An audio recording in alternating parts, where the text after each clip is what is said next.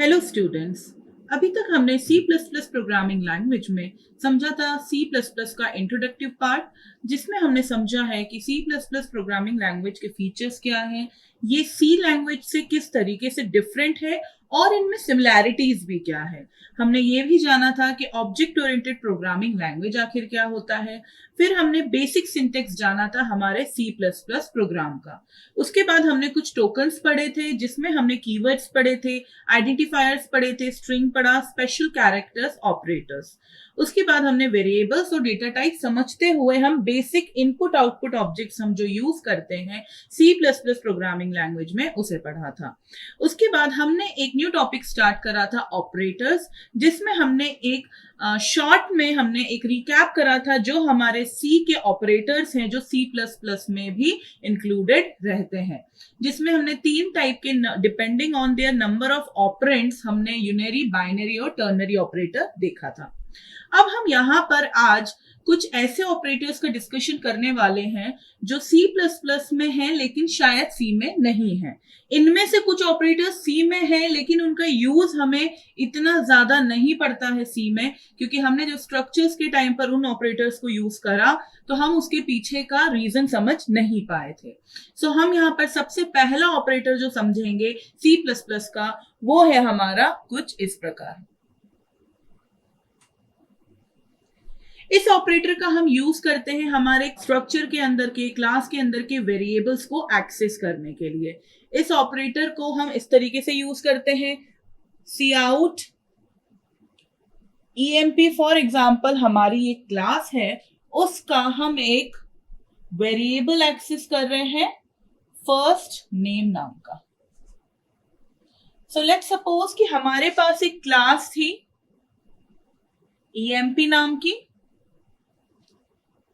उसके अंदर हमने कुछ वेरिएबल्स बनाए थे। फॉर एग्जांपल एक वेरिएबल बनाया था इंट रोल नंबर नाम का, दूसरा वेरिएबल मैंने बनाया कैर फर्स्ट नेम, जिसे मैंने size 20 they the.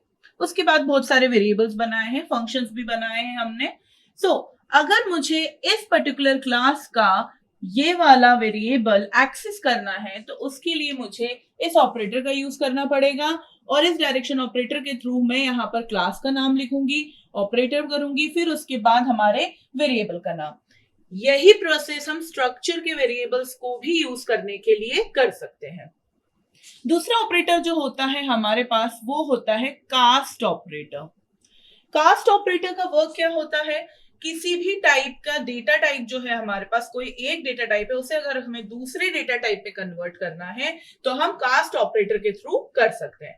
For example मेरे पास यहाँ पर एक वेरिएबल है फ्लोट x जिसकी वैल्यू है 2.387, और मैं यहाँ पर एक वेरिएबल बना रही हूं इंट y। अब यहां पर मैं x वेरिएबल की वैल्यू y में असाइन कर रही हूं, लेकिन x क्योंकि एक फ्लोट टाइप का है तो उसे इंट में चेंज करके, कन्वर्ट करके कर रही हूं। तो कुछ इस प्रकार लिखते हैं हम, इंट पैरेंथेसिस में लिखेंगे और फिर उसके बाद हमारे वेरिएबल का नाम x। यहां पर y की वैल्यू क्या हो जाएगी, जो हमारा इंटीजर पार्ट था x का जो कि था 2। इस तरीके से हम कास्ट ऑपरेटर को यूज कर सकते हैं। नेक्स्ट हमारे पास जो ऑपरेटर है वो है डॉट ऑपरेटर। डॉट ऑपरेटर का यूज हमने स्ट्रक्चर के टाइम पर भी देखा था सी प्रोग्रामिंग लैंग्वेज में। यहां पर हम इसी डॉट ऑपरेटर को क्लास के ऑब्जेक्ट्स के लिए भी यूज कर सकते हैं।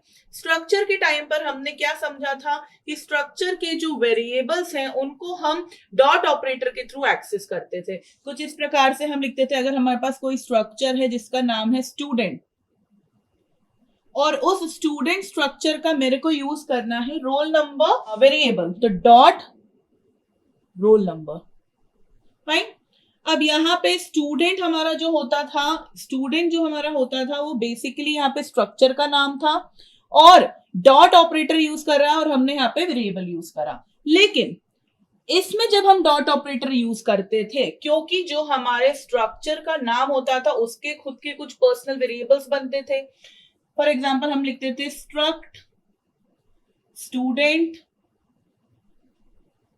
यहाँ पे हमने स्ट्रक्चर के कुछ हमने बिहेवियर्स बनाए हैं, जिसमें सबसे पहला है रोल नंबर, और यहाँ पे मैंने लिया नेम,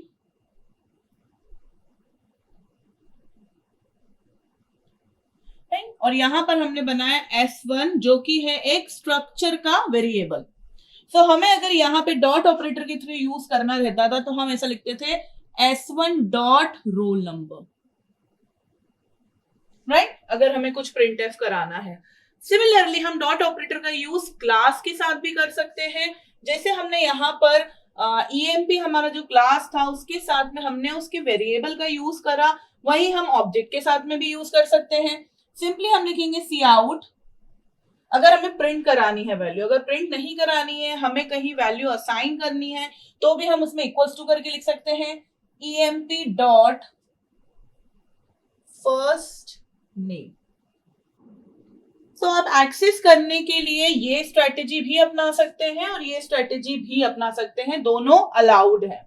बट ये जो हमारा स्ट्रेटेजी है वो काफी कॉमन है हमारे क्लासेस के साथ में, और ये जो स्ट्रेटेजी है वो काफी कॉमन है हमारे स्ट्रक्चर्स के साथ में।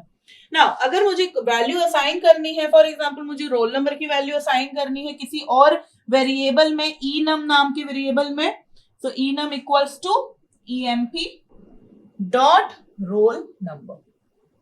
तो इस तरीके से हम डॉट ऑपरेटर का यूज कर सकते हैं असाइनमेंट के लिए, प्रिंट कराने के लिए, हमें अगर यूजर से स्कैन करनी है वैल्यूज, इन सब के लिए। फोर्थ ऑपरेटर जो होता है हमारे पास वो होता है एंड ऑपरेटर। इसे हमने डिटेल में सी लैंग्वेज के टाइम पर भी पढ़ा है, और एंड ऑपरेटर का बेसिकली काम क्या होता है, किसी भी पॉइंटर हो या कोई भी वेरिएबल हो उसका मेमोरी एड्रेस पता करना। फॉर एग्जांपल अगर मैंने इस तरीके से लिखा है pointer p equals to and of, यहां पर हमने x बनाया था अगर एक variable, so x, that means जो हमारा पॉइंटर p है उसके पास x वेरिएबल का मेमोरी एड्रेस है। मेमोरी एड्रेस एक्सेस कैसे कर पाए, क्योंकि हमने यहाँ पे एड्रेस ऑपरेटर का यूज करा था। तो नेक्स्ट हमारे पास जो ऑपरेटर आता है एंड ऑपरेटर के बाद, एड्रेस ऑपरेटर के बाद, वो होता है हमारा एस्ट्रिक ऑपरेटर। अब इसे हमें कंफ्यूज नहीं होना है मल्टीप्लिकेशन ऑपरेटर से। ये हमारा है इनडायरेक्शन ऑपरेटर। इनडायरेक्शन ऑपरेटर हम किस टाइम पर यूज करते थे, पॉइंटर्स के साथ में यूज करते थे, किसी भी पॉइंटर वेरिएबल को डिक्लेयर करने के लिए हम यूज करते थे। फॉर एग्जांपल इस तरीके से मैं कोई पॉइंटर वेरिएबल बना रही हूं a, तो इस लाइन का हमारा मतलब क्या हुआ करता था, इसका मतलब ये थोड़ी int multiply by 2 multiply by a, यहां पर इस लाइन का मतलब ये होता है कि पॉइंटर a है हमारे पास, वो किस वेरिएबल को पॉइंट कर रहा है, जो कि है इंटीजर टाइप का। यहाँ पे पॉइंटर a इंटीजर टाइप का नहीं हो रहा है, पॉइंटर a जिस वेरिएबल को पॉइंट करेगा वो होना चाहिए इंटीजर टाइप का। तो कुछ इस प्रकार से हम करते थे, और फिर उसके बाद a को हमने वैल्यू फॉर एग्जांपल वापस से x की दे दी। That means pointer a is pointing to x address. That means यहाँ पर हमारे पास अगर एक वेरिएबल है x और इसकी मेमोरी एड्रेस है और वैल्यू ये है, तो यहाँ पे आएगा मेमोरी एड्रेस। तो इस तरीके से हम पॉइंटर ऑपरेटर का यूज करते थे, जिसे हम इनडायरेक्शन ऑपरेटर भी कहते हैं। नेक्स्ट हमारे पास जो दो एडिशनल ऑपरेटर्स हैं जो हमने अभी हमारे बेसिक इनपुट और आउटपुट के टाइम पे पढ़े हैं, पहला ऑपरेटर है इंसर्शन ऑपरेटर, दूसरा ऑपरेटर है एक्सट्रैक्शन ऑपरेटर। इंसर्शन ऑपरेटर का हम यूज करते हैं हमारे आउटपुट के दौरान, जो कि हमने सी आउट के साथ देखा था। एक्सट्रैक्शन ऑपरेटर का हम यूज करते हैं हमारे इनपुट के लिए, जिसे हम इनपुट ऑपरेटर भी कह सकते हैं और इसको हम आउटपुट ऑपरेटर भी कह सकते हैं। सो ये जो हमारा एक्सट्रैक्शन ऑपरेटर है इसे हमने सीन के साथ यूज करके देखा है हमारे बेसिक इनपुट आउटपुट वाले वीडियो में। तो ये कुछ एडिशनल हमारे C++ के ऑपरेटर्स थे। इसके अलावा भी बहुत सारे ऑपरेटर्स होते हैं, हमारे डीअलोकेशन करने के लिए ऑपरेटर्स होते हैं, हमारे ऑब्जेक्ट्स को डिलीट करने के लिए ऑपरेटर्स होते हैं, हमारे ऑब्जेक्ट्स को क्लास के बाहर हम किस तरीके से यूज कर सकते हैं ग्लोबल एरिया में, उसके लिए भी कुछ ऑपरेटर्स होते हैं।